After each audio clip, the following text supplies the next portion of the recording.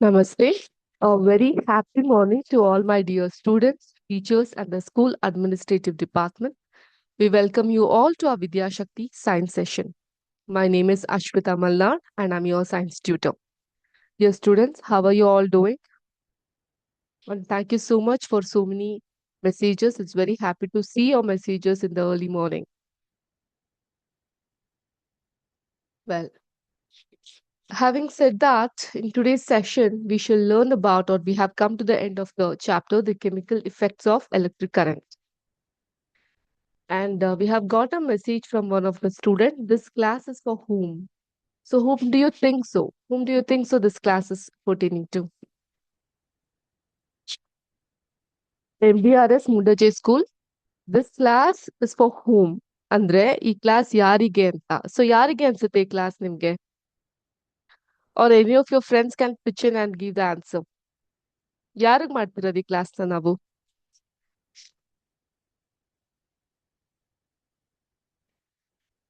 Great this class is for 8th standard.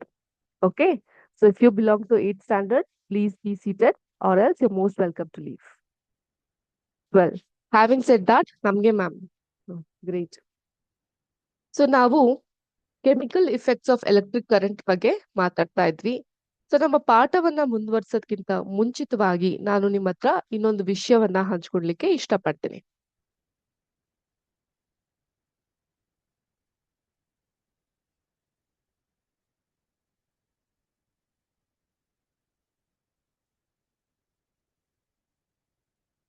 ಏನಿದು equals ಅಂತ ಕರೆದಿ ನಾವು ಇದನ್ನ. Okay, equals is a genus of mammals in the Perissodactyl family Equidae ಅನ್ನೋಂಥ ಒಂದು family ಬರುತ್ತೆ ಅದರಲ್ಲಿ.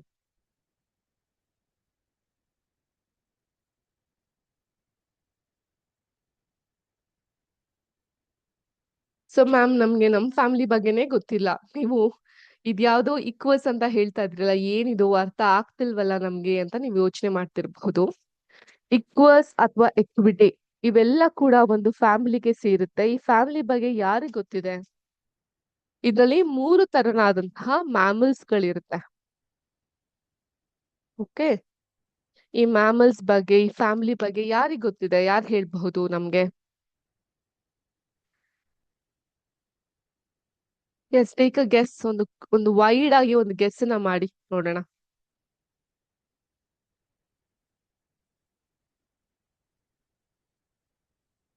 ಇಕ್ವಸ್ ಅಥವಾ ಇಕ್ವಸ್ ಸೇರಿರುವಂತಹ ಎಕ್ವಿಡೇ ಫ್ಯಾಮಿಲಿಲಿ 3 ತರನಾದಂತಹ ಮ್ಯಾಮಲ್ಸ್ ಗಳಿರುತ್ತೆ.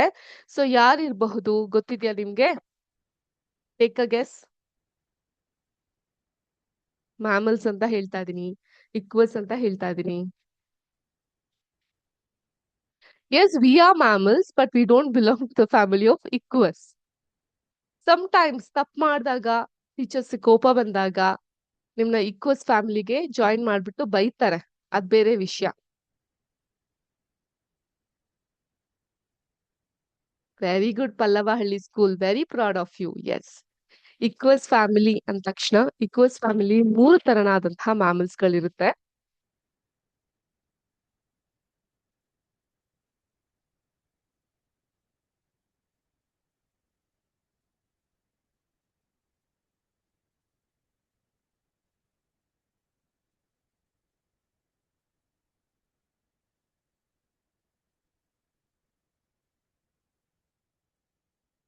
ಮಂಕಿ ಬರಲ್ಲ. Horse, donkey and zebra. Okay, so ಈ 3 ಕೂಡ ದ ಸೇಮ್ ಫ್ಯಾಮಿಲಿಗೆ ಬಿಲಾಂಗ್ ಆಗುತ್ತೆ, ಬಟ್ ಒಂದಕ್ಕಿಂತ ಒಂದು ಬಹಳ ವಿಭಿನ್ನವಾಗಿರುತ್ತೆ. They are very much different from each other, ಅಲ್ವಾ? ಸೊ ಯಾರಾದ್ರೂ ತುಂಬಾ ವೇಗವಾಗಿ ಓಡೋದನ್ನ ಕೇಳಿದ್ರೆ ನಾವು ಅವ್ರನ್ನ ಹಾರ್ಸ್ ತರ ಇದ್ದಾರೆ, ಕುದುರೆ ತರ ಓಡ್ತಾನೆ ಇರ್ತಾರೆ, ಯಾವಾಗ್ಲೂ ಕುದುರೆ ಮೇಲೆ ಇರ್ತಾರೆ ಅಂತ ಹೇಳ್ತೀವಿ, ಅಲ್ವಾ? ಹ್ಮ್ ಯಾರಾದ್ರೂ ತಪ್ಪು ಮಾಡಿದ್ರೆ ಬಿಸೆ ಕತ್ತೆ ತರ ಇದ್ಯಾ, ಕತ್ತೆ ತರ ಕೆಲ್ಸ ಮಾಡ್ತೀಯಾ ಅಂತ. ಸೊ ಡಾಂಕಿ ಬಗ್ಗೆ, ಹಾರ್ಸ್ ಬಗ್ಗೆ ಸಾಮಾನ್ಯವಾಗಿ ಕೇಳ್ತಾನೆ ಇರ್ತೀವಿ, ಆದ್ರೆ ಜೀಬ್ರಾ ಬಗ್ಗೆ ಕೇಳೋದು ಬಹಳ ಕಮ್ಮಿ. So one of the most intelligent animal, unique animal that we have on our earth is zebra.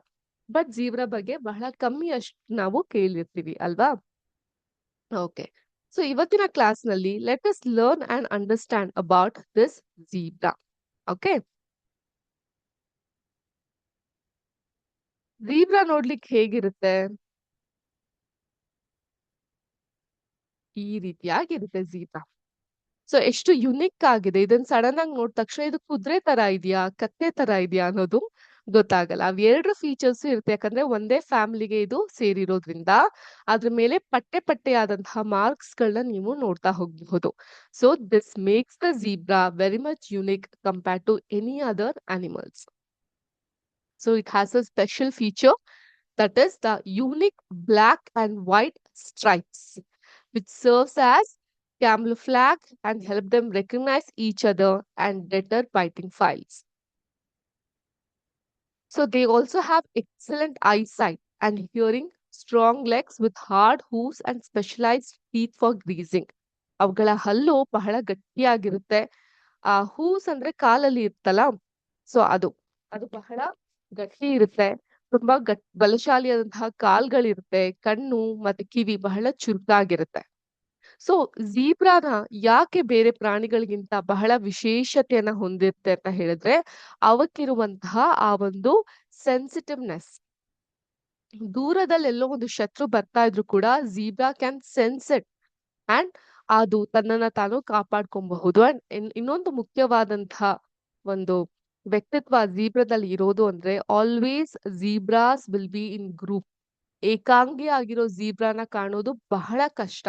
Always it would be in the group. So it's a non-domestic animal and they are not friendly towards humans, unlike the same animals like horse and donkey. Same ಫ್ಯಾಮಿಲಿಗೆ ಸೇರಿದ್ರು ಕೂಡ ಜೀಬ್ರಾನ್ ಯಾರು pet animal ಆಗಿ use ಮಾಡೋದಿಲ್ಲ. And ನಮ್ಮ planet ಅಲ್ಲಿ zebra ಮೂರು ವಿಭಿನ್ನ ರೀತಿಯಲ್ಲಿ ಕಾಣಿಸ್ಕೊಳ್ಳುತ್ತೆ. One, the plain zebra that you are been seeing.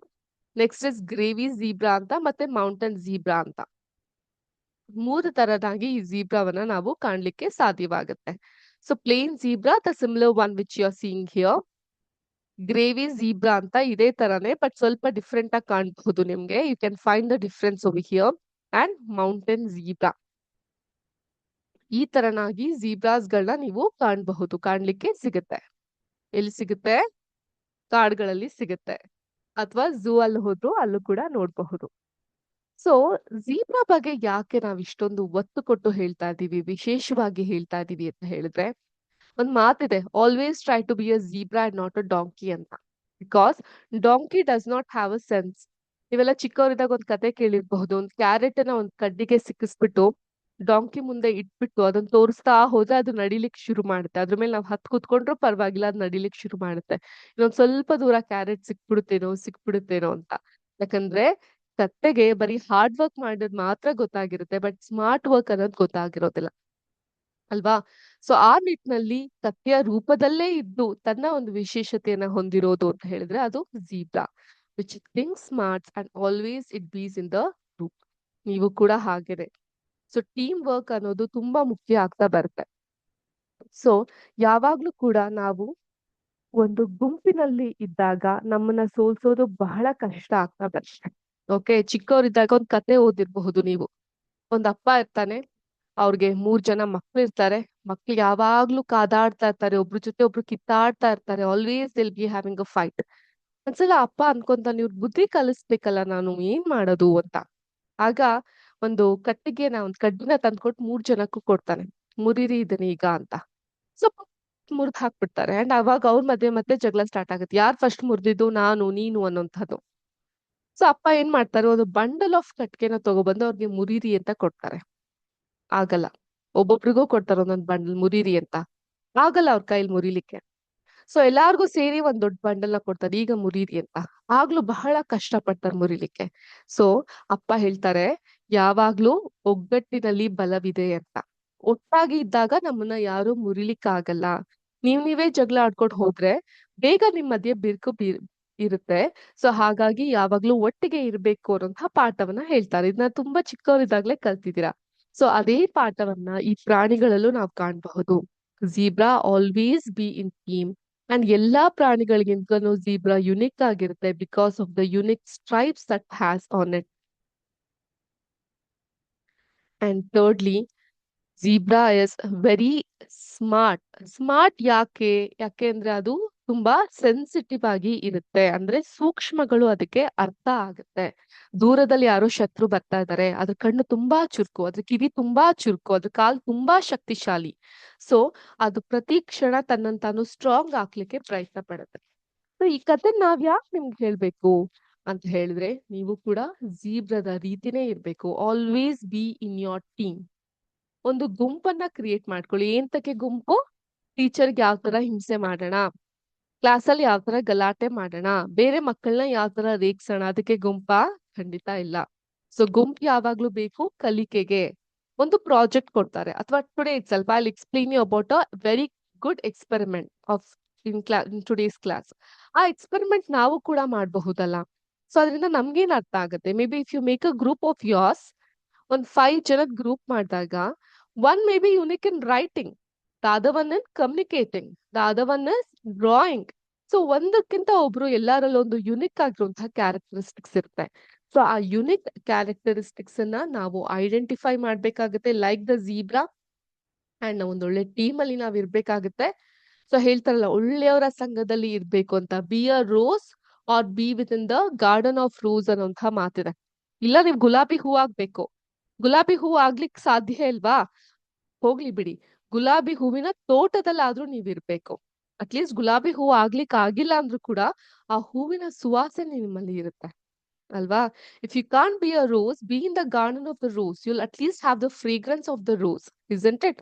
So ಹಾಗಾಗಿ ಒಳ್ಳೆ ಜನರ ಜೊತೆಗೆ ಒಂದು ಒಳ್ಳೆ ಟೀಮ್ ಅನ್ನ ನೀವು ಕ್ರಿಯೇಟ್ ಮಾಡ್ಕೊಳ್ಳಿ. ನಿಮ್ಮಲ್ಲಿರುವಂತಹ ಯುನಿಕ್ ಎಬಿಲಿಟಿನ ಫಸ್ಟ್ ಐಡೆಂಟಿಫೈ ಮಾಡಿ. How am a unique than others? ಈಗ ಮೇ ಬಿ ಸಮನ್ ವಿನಾಯಕ್ ಅಂತ ಇರಬಹುದು ನಿಮ್ ಕ್ಲಾಸ್ ನಲ್ಲಿ, ಶುದ್ಧಿ ಅಂತ ಇರಬಹುದು, ಶ್ರೇಯಾ ಅಂತ ಇರಬಹುದು. So how is Shreya unique compared to other children?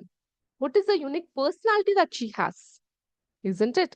Identify that and build your strength on your uniqueness. Okay? ತುಂಬಾ ಸೆನ್ಸಿಬಲ್ ಆಗಿ, ಸೆನ್ಸಿಟಿವ್ ಆಗಿ ಯೋಚನೆ ಮಾಡ್ತಾ ಬನ್ನಿ. ಸೊ ಅದ್ರ ಮೇಲೆ ನಿಮ್ಮ ಸ್ಟ್ರೆಂತ್ ಅನ್ನ ಬಿಲ್ಡ್ ಮಾಡ್ಕೊಂತಾ ಬನ್ನಿ. So you will also be zebra.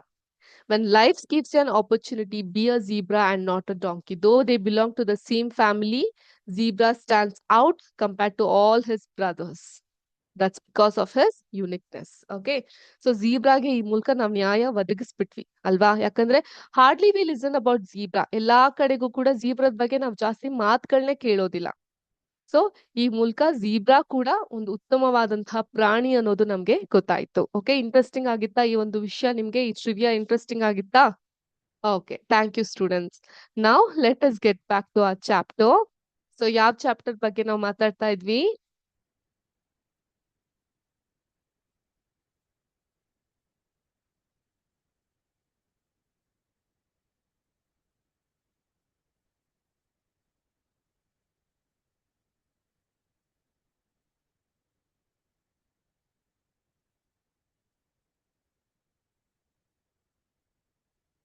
So someone had a doubt, ma'am ಇದು ಯಾವ ಕ್ಲಾಸು ಅಂತ. So I'll write it on the board for you.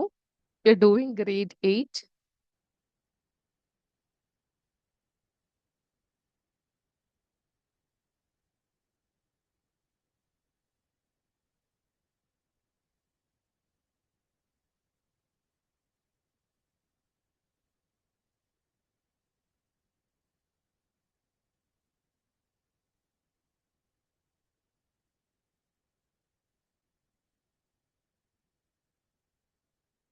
Chemical effects of electric current. Okay, last class ನಲ್ಲಿ I had discussed about the chemical changes ಬಗ್ಗೆ ನಾನು discuss ಮಾಡಿದ್ದೆ. ಈಗ quick ಆಗಿ ನಾವು ಕೆಮಿಕಲ್ ಚೇಂಜಸ್ ಬಗ್ಗೆ ನಿಮ್ಗೆ ಗೊತ್ತಿರುತ್ತೆ. ಮ್ಯಾಗ್ನೆಟಿಕ್ ಎಫೆಕ್ಟ್ ಅಂತೀವಿ, ಹೀಟಿಂಗ್ ಎಫೆಕ್ಟ್ ಅಂತೀವಿ. ಇದ್ರ ಬಗ್ಗೆ ಎಲ್ಲ ನೀವು ಕ್ಲಾಸ್ 7 ಅಲ್ಲೇ ಕಲ್ತ್ಕೊಂಡಿರ್ತೀರಾ. ಸೊ ನಾವ್ ಈಗ ಆಕ್ಟಿವಿಟಿ 11.6 ನ ಕಾನ್ಸಂಟ್ರೇಟ್ ಮಾಡೋಣ. So this entire chapter is delt upon or is relied upon this particular activity of 11.6. Okay.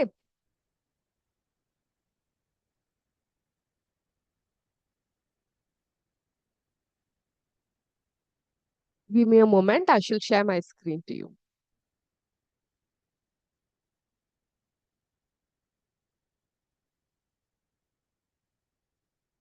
ಈ ಆಕ್ಟಿವಿಟಿ ಮಾಡ್ಲಿಕ್ಕೆ ನಿಮ್ಗೆ ಈ ತರ ಡಿಸ್ಚಾರ್ಜ್ ಆಗಿರುವಂತಹ 2 ಬ್ಯಾಟ್ರಿ ಸೆಲ್ ಬೇಕಾಗುತ್ತೆ. ಈ ರೀತಿಯಾಗಿರುತ್ತೆ ಬ್ಯಾಟ್ರಿ ಸೆಲ್. ಕಾಣಿಸ್ತಾ ಇದೆಯಾ? ಈ ತರವಾದಂತಹ ಸೆಲ್ ಬೇಕಾಗಿರುತ್ತೆ. So take about carbon rods. Carbon rods ಅಂದ್ರೆ ಈ ಡಿಸ್ಚಾರ್ಜ್ ಸೆಲ್ ಅಲ್ಲಿ ಬ್ಲಾಕ್ ಕಲರ್ ಕಾಣಿಸ್ತಾ ಇದೆಯಲ್ಲ, this one we call it as carbon rods. ಈ ರೀತಿಯಾಗಿರುತ್ತೆ.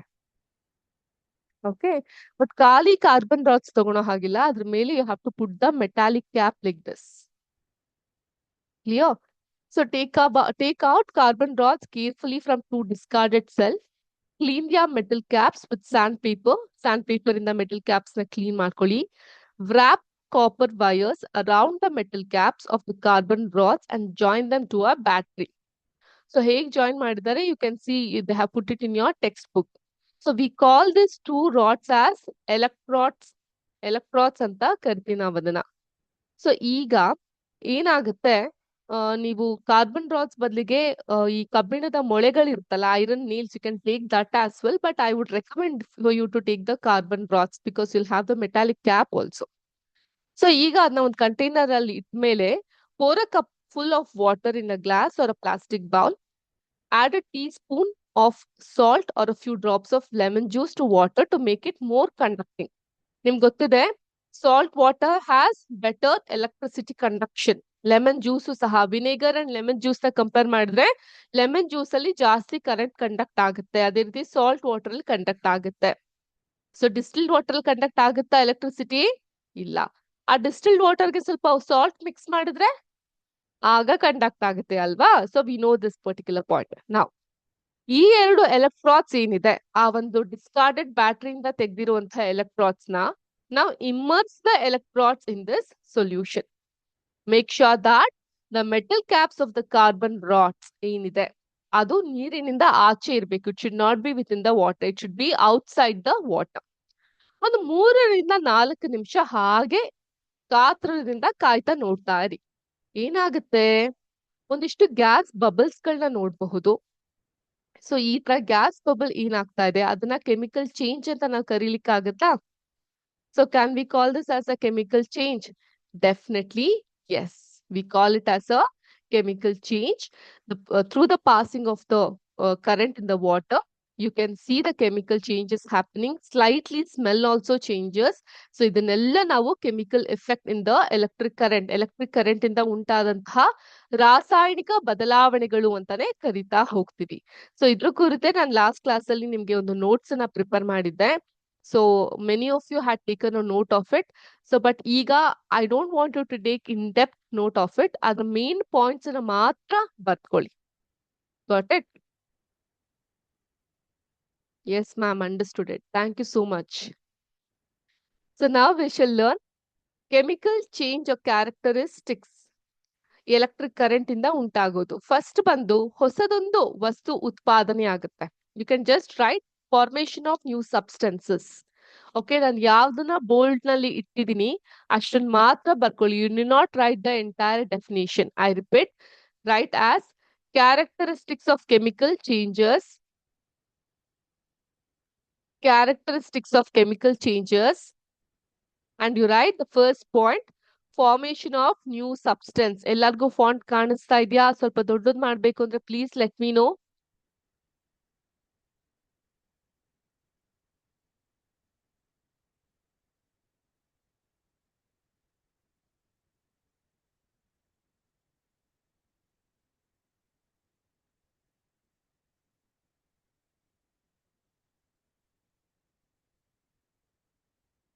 Okay, so first ಬಂದು formation of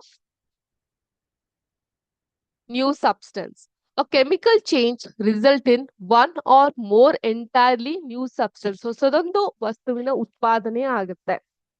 second point, it is irreversible. ಅದನ್ನ ಮತ್ತೆ ನಾವು ಚೇಂಜ್ ಮಾಡ್ಲಿಕ್ಕೆ ಆಗಲ್ಲದ original substance can not be obtain. I have given you an example of coffee ಅಲ್ವಾ?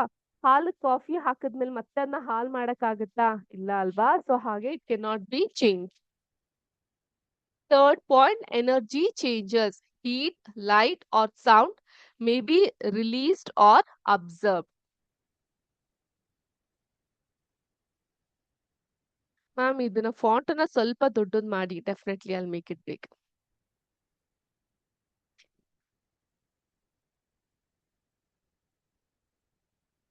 ಈಗ ಕಾಣುತ್ತಾ? ನೋಟ್ ಮಾಡ್ಕೊಳ್ಳಿ. Formation of new substance.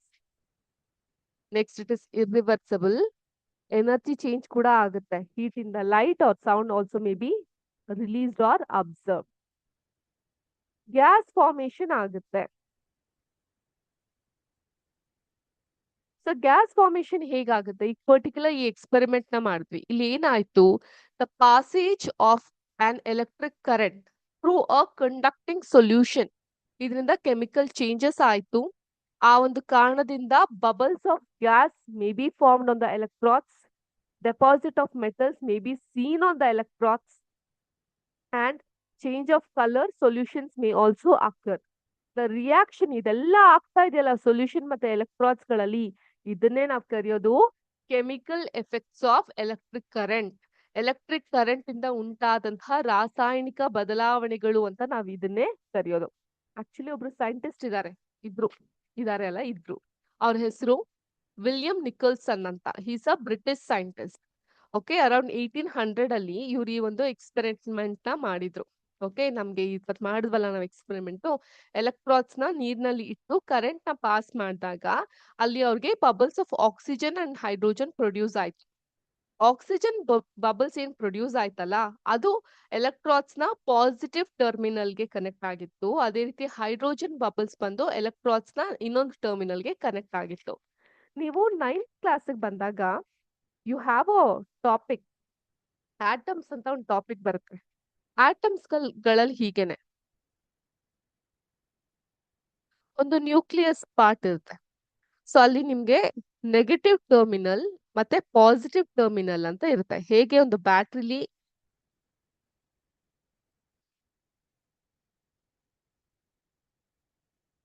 V have the positive and negative, ಈ ತರ ನೆಗೆಟಿವ್ ಅಂಡ್ ಪಾಸಿಟಿವ್ ಟರ್ಮಿನಲ್ಸ್ ಇರುತ್ತೆ.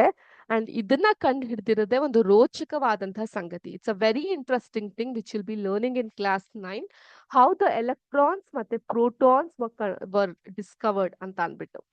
So, but since it is not there in your syllabus, let me not touch on that, but we shall just discuss upon these kind of topics. Okay. So, gas formation ಆಗುತ್ತೆ. Next, smell ಕೂಡ change ಆಗುತ್ತೆ. There is difference in smell also. Okay. A new or different smell may be produced. Color ಕೂಡ change ಆಗುತ್ತೆ. ಅದರ ಬಣ್ಣ ಕೂಡ ಬದಲಾಗ್ತಾ ಹೋಗುತ್ತೆ. ಈಗ ಆಪಲ್ ನ ನೀವು ಕಟ್ ಮಾಡಿ ಒಂದ್ ಸ್ವಲ್ಪ ಹೊತ್ತು ಇಟ್ಟಿದ್ರೆ ಅದ್ರ ಮೇಲೆ ಕಂದು ಬಣ್ಣವನ್ನ ಕಾಣಬಹುದು ನೀವು. You can see brown colour on this apple. That is all because of the chemical change. ಅದೇ ತರ ಪೊಟ್ಯಾಟೋನ ನೀವು ಕಟ್ ಮಾಡಿ ಒಂದು ಎಕ್ಸ್ಪೆರಿಮೆಂಟ್ ಸಹ ಮಾಡಬಹುದು. ಕಾಪರ್ ವೈರ್ ಹಾಕ್ಬಿಟ್ಟು ಟೆಸ್ಟರ್ ಹಾಕ್ಬಿಟ್ಟು ಒಂದು ಎಕ್ಸ್ಪೆರಿಮೆಂಟ್ ನ ಮಾಡಿ ಒಂದ್ ಸ್ವಲ್ಪ ಸಮಯ ಆದ್ಮೇಲೆ ನೋಡಿದಾಗ you can see a green colour spot on the greenish blue spot on the potato. And ಆ ಒಂದು ಆ ಸ್ಪಾಟ್ ಬರೀ ಪಾಸಿಟಿವ್ ಟರ್ಮಿನಲ್ ಇಲ್ಲಿ ಮಾತ್ರ ಕಾಣ್ಲಿಕ್ಕೆ ಸಾಧ್ಯವಾಗ್ತಾ ಬರುತ್ತೆ. ಸೊ ಯಾಕೆ ಬರೀ ಪಾಸಿಟಿವ್ ಟರ್ಮಿನಲ್ ಅಲ್ಲಿ ಮಾತ್ರ ಅದು ಕಾಣುತ್ತೆ ಅಂತ ಹೇಳಿದ್ರೆ, the positive terminal is called as proton. So and the chemical effect was more seen on the positive terminal. So that will also lead you to much more, much more interference in this field. So adana you'll be learning in your next classes. And this one also I had explained you on the last class, but many of you had told, ma'am, we were yet to write anta. So I'm just repeating for you. You need not take a note of it. Just write the main heading. Exam ಅಲ್ಲಿ give some of the example of chemical changes ಅಂತ ಕೇಳಿದಾಗ ಕೆಲವೊಂದು ಉದಾಹರಣೆ ಕೊಡ್ಲಿಕ್ಕೆ ಬೇಕಾಗುತ್ತೆ. Okay, burning of wood ಅನ್ನ burn ಮಾಡೋದು. This is an chemical change where it is converted into ash, carbon dioxide ಮತ್ತೆ ಕೆಲವೊಂದಿಷ್ಟು other substances. Second thing, rusting of iron. Iron reacts with oxygen and moisture to form reddish brown rust. Just take down the main heading. Aste. Digestion of food. Food breaks down into simpler substances that the body can observe. So digestion of food. This is a chemical change.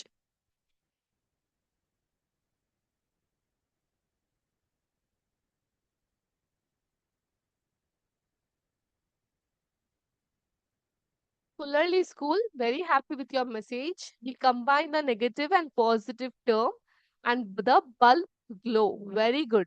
Can any one of you just take a wide guess and tell me ಈ particular ಎಕ್ಸ್ಪೆರಿಮೆಂಟ್ಗೆ ಎಲ್ಲಿ negative ಮತ್ತೆ positive terms ಗಳನ್ನ use ಮಾಡಿ bulb ನ glow ಮಾಡುವಂತಹ ಎಕ್ಸ್ಪೆರಿಮೆಂಟ್ಗೆ ಏನಂತ ಕರೀತಾರೆ ಅಂತ? Of course it is not in your syllabus, higher level ಅಲ್ಲಿ ಇರೋದು. ಜಸ್ಟ್ ಫಾರ್ ದ ರೀಸನ್, ಒಂದು ಕ್ಯೂರಿಯಾಸಿಟಿ ಅಷ್ಟೇ. ನೀವೆರಡನ್ನ ಕಂಬೈನ್ ಮಾಡಿ ಬಲ್ಬ್ ನ ಗ್ಲೋ ಮಾಡ್ತೀರಾ ಅಂದ್ರೆ it was a milestone experiment in the field of science, in the field of physics especially. So ಆ ಎಕ್ಸ್ಪೆರಿಮೆಂಟ್ ಹೆಸರು ಗೊತ್ತಿದ್ಯಾ? I'll give you 10 seconds time. Just think about the name of that particular experiment.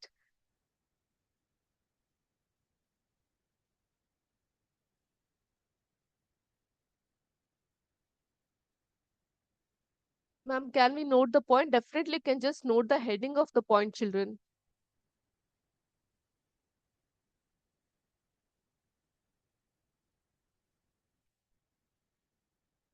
Okay, time's up. The experiment is called as canal race experiment. Okay, ಒಂದು canal ಅಲ್ಲಿ ಒಂದಿಷ್ಟು rays ನ pass ಆಗ್ತಿರುತ್ತೆ opposite to the negative rays. ಅದನ್ನ positive rays ಅಂತ ಅವರು ಅರ್ಥ ಮಾಡ್ಕೊಂತಾರೆ. ಸೊ ಆನೋಡ್ ಮತ್ತೆ ಕ್ಯಾಥೋಡ್ ಅಂತ ಎರಡು ಡಿಫ್ರೆಂಟ್ ಸಬ್ಸ್ಟೆನ್ಸಸ್ ನ ಯೂಸ್ ಮಾಡ್ಕೊಂಡು ಈ ಒಂದು ಎಕ್ಸ್ಪೆರಿಮೆಂಟ್ ನ ಮಾಡ್ತಾರೆ. In detail of that will be learning in structure of the atom, ಆ ಒಂದು ಪಾಠದಲ್ಲಿ ಕಲಿತಾ ಹೋಗ್ತೀರಾ. But anyways, I greatly appreciate your interest and extended knowledge about these topics. Good progress. So next, setting of curd. ಇದು ಸಹ chemical ಚೇಂಜಸ್ಗೆ ಇರುವಂತಹ ಉದಾಹರಣೆ. ಇಲ್ಲಿ ಹಾಲು ಮೊಸರಾಗಿ ಪರಿವರ್ತನೆಗೊಳ್ಳುವಂತಹದ್ದು. Can also remember the chapter microorganism. Cutting and cooking fruits, ಇದರಲ್ಲೂ ಕೂಡ you can see a lot of chemical changes that is happening. So totally chemical changes. This particular experiment gas formation ಆಗುತ್ತೆ, light energy heat energy ಆಗುತ್ತೆ, Rust ಹಿಡಿಯುತ್ತೆ, precipitate formation. I remember in the last session, we had told, right? Precipitate formation ಅಂದ್ರೆ ಏನು ಅಂತ ಅಂದ್ಬಿಟ್ಟು ಕೇಳ್ತೀವಿ ಅಂತ. So ಯಾರಾದ್ರೂ ತಿಳ್ಕೊ ಬಂದಿದ್ದೀರಾ precipitate formation ಅಂದ್ರೆ ಏನು ಅಂತ?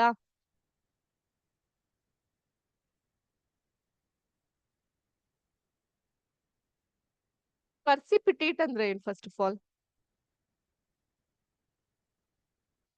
precipitate ಅಂತ ಹೇಳಿದ್ರೆ ಏನು?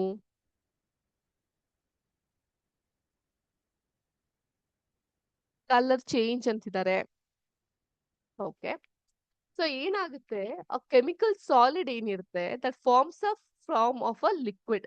Okay, and the act of forming this solid or causing something to happen suddenly, ಅದನ್ನ precipitate ಅಂತ ಕರಿತೀವಿ. ಕೆಮಿಸ್ಟ್ರಿ precipitate ಅಂದ್ರೆ solid that separates from a solution.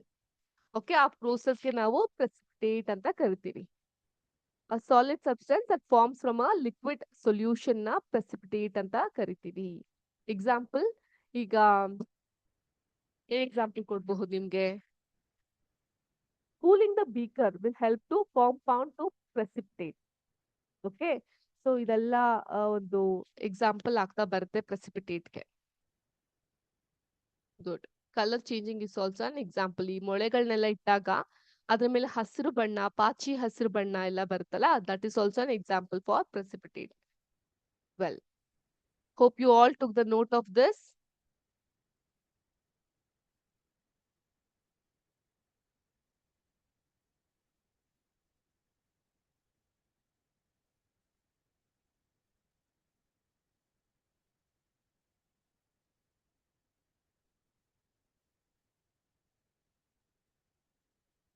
So now we understood about the chemical effect of electric current. So ಇದನ್ನ ನಮ್ಮ ಜೀವನದಲ್ಲಿ, ದಿನನಿತ್ಯ ಜೀವನದಲ್ಲಿ ಹೇಗೆ ಕನೆಕ್ಟ್ ಮಾಡ್ಕೊಂತೀವಿ ಮೇಡಮ್? ಈಗ ಸಾಮಾನ್ಯವಾಗಿ ಹೆಣ್ಮಕ್ಳಿಗೆ ಏನಾಗುತ್ತೆ, when you see someone wearing a necklace or a bangle or a ear stud or a dangling earrings, you feel so nice about, and you ask them, ಏನಿದು, ಎಷ್ಟು ಚೆನ್ನಾಗಿದೆ, ಎಲ್ಲಿ ತಗೊಂಡಿದ್ದು ಅಂತ. And most of the time ಅದೆಲ್ಲ ಏನಾಗಿರುತ್ತೆ, ಇದ 1 gram gold ಕಣೆ ಅಂತ ಹೇಳಿರ್ತಾರೆ ಅಲ್ವಾ? ಸೊ ಏನಿದು 1 ಗ್ರಾಮ್ ಗೋಲ್ಡ್ ಅಂತ ಹೇಳಿದ್ರೆ ಏನು? ಅಥವಾ ಇದೇನು ಗಿಲೀಟ್ ಒಡವೆ ಅಂತ ಹೇಳ್ತೀವಿ, ಏನ್ ಹಾಗಿದ್ರೆ? ಅಥವಾ why should I go towards the girls only, ಬಾಯ್ಸ್ಗೂ ಹೇಳೋಣ. ಒಂದ್ ಹೊಸ ಸೈಕಲ್ ನ ತೆಕ್ಕೊಂತೀರಾ, ಸೊ ಆ ಹ್ಯಾಂಡಲ್ ಬಾರ್ ಎಲ್ಲ ಫುಲ್ ಮಿಣಮಿಣ ಅಂತ ಶೈನಿ ಆಗಿರುತ್ತೆ. ಆ ವೀಲ್ ರಿಮ್ಸ್ ಗಳಿಗೂ ಕೂಡ ಶೈನಿ ಆಗಿರುತ್ತೆ. ಸೊ ಅಕಸ್ಮಾತ್ ಏನಾದ್ರೂ ನೀವು ತುಂಬಾ ಫಾಸ್ಟ್ ಆಗಿ ಓಡಿಸಿ ಆ ಶೈನಿ ಕೋಟಿಂಗ್ ಹೋಗ್ಬಿಡ್ತು ಅಂತ ಹೇಳಿದ್ರೆ ಒಳಗಡೆ ತುಂಬಾ ಕೆಟ್ಟದಾಗಿ ಕಾಣುವಂತಹ ರೀತಿ ಇರುತ್ತೆ ಅಲ್ವಾ, ಸ್ಕ್ರಾಚಸ್ ಆಯ್ತು ಅಂದ್ರೆ. ಸೊ ಅದೇ ತರ ಆರ್ನಮೆಂಟ್ಸ್ ಕೂಡ ರಿಪೀಟ್ ಆಗಿ ಯೂಸ್ ಮಾಡ್ತಾ ಬಂದಾಗ ಅದರ ಬಣ್ಣ ಬದಲಾಗ್ತಾ ಹೋಗುತ್ತೆ. ಸೊ ಈ ಎರಡೂ ಕ್ಲೇಸ್ ಗಳಲ್ಲಿ ಒಂದು ಶತಸಿದ್ಧವಾಗಿ ಇರುತ್ತೆ and we call that as coating of another metal. So ಒಂದು ಮೆಟಲ್ ಮೇಲೆ ಅನದರ್ ಮೆಟಲ್ ನಾವು ಕೋಟ್ ಮಾಡ್ತೀವಿ.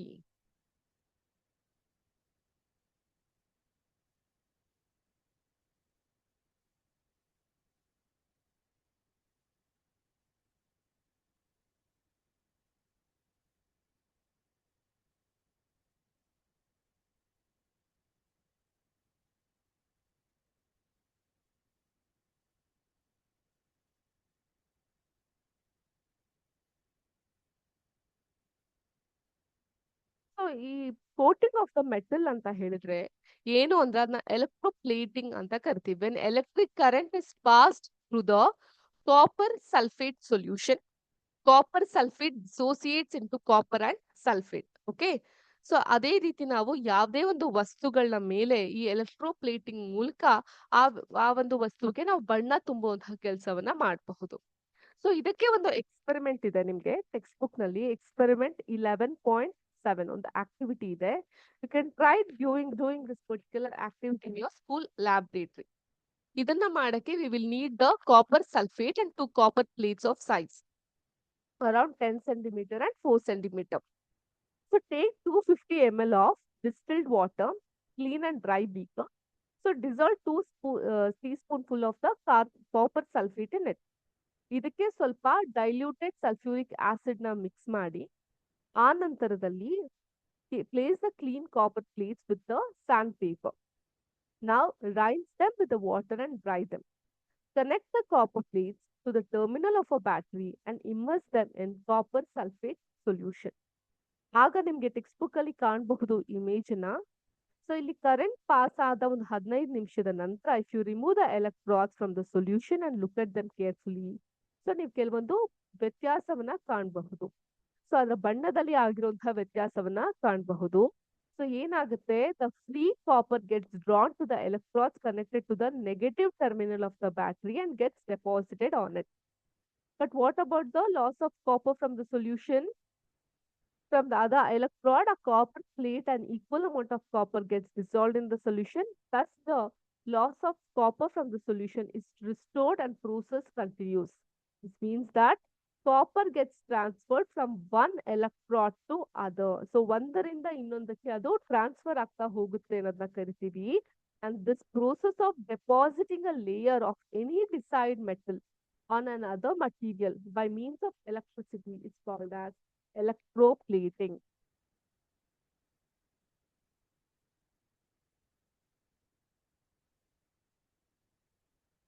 ಸಿಂಪಲ್ ಟರ್ಮ್ಸ್ ಅಲ್ಲಿ ಹೇಳ್ಬೇಕು ಅಂತ ಹೇಳಿದ್ರೆ ಒಂದು ಮೆಟಲ್ ಇಂದ ಒಂದು ಲೋಹದಿಂದ ಇನ್ನೊಂದು ಲೋಹಕ್ಕೆ ಎಲೆಕ್ಟ್ರಿಸಿಟಿಯನ್ನ ಬಳಕೆ ಮಾಡಿಕೊಂಡು ನಾವು ಡೆಪಾಸಿಟ್ಸ್ ಗಳನ್ನ ಟ್ರಾನ್ಸ್ಫರ್ ಮಾಡಕ್ಕೆ, ಡೆಪಾಸಿಟ್ಸ್ ಅಂದ್ರೆ ಬಣ್ಣಗಳಾಗಿರಬಹುದು, ಗುಣಗಳಾಗಿರಬಹುದು, ಡಿಸೈನ್ಸ್ ಆಗಿರಬಹುದು, ಕ್ಯಾರೆಕ್ಟರಿಸ್ಟಿಕ್ಸ್ ಆಗಿರಬಹುದು, ಇದನ್ನ ಟ್ರಾನ್ಸ್ಫರ್ ಮಾಡ್ಲಿಕ್ಕೆ ಎಲೆಕ್ಟ್ರೋಪ್ಲೇಟಿಂಗ್ ಅಂತ ಕರಿತೀವಿ. This is one of the most common application of chemical effects of electric current.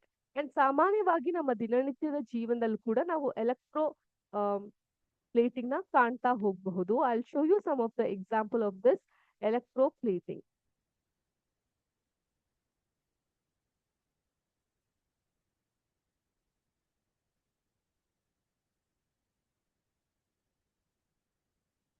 Hope you all can see my screen here.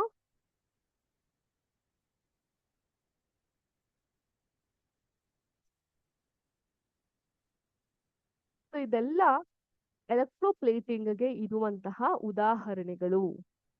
ಪಾತ್ರೆಗಳ ಮೇಲೆ ನೀವು ಕಾಣಬಹುದು, ಇದೆಲ್ಲ ಕ್ರೋಮಿಯಂ ಪ್ಲೇಟೆಡ್ ಅಂತ ಕರಿತೀವಿ. ಕ್ರೋಮಿಯಂ ನ ಬಳಸ್ಬಿಟ್ಟು ಒಂದು ಎಲೆಕ್ಟ್ರೋಪ್ಲೇಟಿಂಗ್ ನ ಮಾಡ್ತಾರೆ. ಒಳಗಡೆ ಒಂದ್ ರೀತಿ ಬಣ್ಣ ಇರುತ್ತೆ, ಆಚ್ ಕಡೆ ಒಂದ್ ರೀತಿ ಬಣ್ಣ ಇರುತ್ತೆ. Can see the difference in the colour and texture. So these are the chromium plated electroplating. And next time, if any one of you are wearing a jewelry, and this particular scientist was the British scientist, which I had introduced back then, the scientist who had the discovery of this particular electrodes, ಅದರ ಒಂದು chemical effect electric current chemical effects ಬಗ್ಗೆ ಇವರು Discover ಮಾಡ್ತಾರೆ. And his name is William Nicholson. Ma'am, it's our prayer time. We are getting message from you. Fine, children. I'll stop the teaching here in our evening class. Let us continue with this particular teaching. Hope you found today's class to be interesting and knowledgeable to you. Let us meet in the evening session. Until then, take good care of yourself and actively participate in your prayer.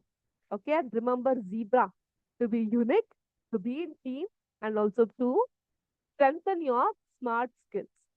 Okay, take care of yourself. Have a good day.